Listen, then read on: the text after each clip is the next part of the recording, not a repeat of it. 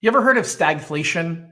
Up until a couple months ago, I hadn't either. But it's actually a very scary word because it's the combination of inflation and stagnant economy. In other words, if the economy is growing so much, inflation takes off and we have super, super high inflation. If the economy is slowing down, then we shouldn't have inflation and instead we have high unemployment. Stagflation is the worst of both things, and it creates a very scary situation because no matter what the Federal Reserve does, they're going to create a problem for unemployment or they're going to create a problem for inflation. Let me explain to you the basics of where we're at and my major concern that we're not going to avoid hitting an issue with stagflation.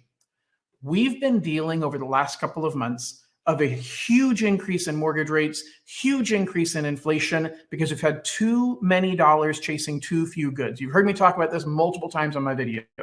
But here's the challenge. The challenge is we've had super low unemployment, and that's great. That means the economy is humming, everybody's producing a lot of goods and services. That's a bad thing for inflation. So the Federal Reserve has stepped in and they said, we're going to significantly raise interest rates in order to lower inflation. But that also means that unemployment is going to go up, because if they raise interest rates to lower inflation, what they're really doing is slowing down the economy. And if you slow down the economy, there are fewer things being bought and sold. Therefore, there are fewer employees being needed to buy and sell those things. Think about the housing market right now.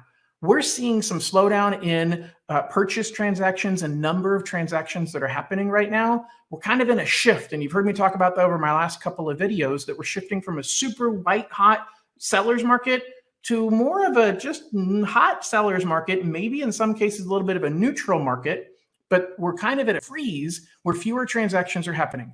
Well, that has a ripple effect on the economy, because that means if you're not moving, you're not paying for moving trucks. If you're not buying another house, you're not buying window coverings, you're not buying new flooring in the new house, you're not fixing up your old house to sell it, that creates a ripple effect to the rest of the economy. And that problem means there's fewer jobs for those people in the economy. Now, that's unfortunately part of the Fed's plan. As they raise interest rates to lower inflation, the economy is going to slow down and it's going to increase unemployment. But here's the problem. We're starting to see the economy slow down right now, even though inflation is super, super high. That means that there's a good chance we're going to be in a recession sooner than we think, but a recession combined with inflation still going strong is the definition of stagflation. In other words, the economy is not roaring while we have inflation. The economy is stagnant or dropping while we have inflation. John, why is this such a problem? Because the Federal Reserve either will continue raising interest rates in order to lower inflation, and that's going to cause even more unemployment. Or the Federal Reserve says, look, we got to worry about keeping people fully employed. And if they want to keep people fully employed, they need to lower interest rates in order for more goods and services to be produced, which will get more people employed, except we're going to see inflation skyrocket even more.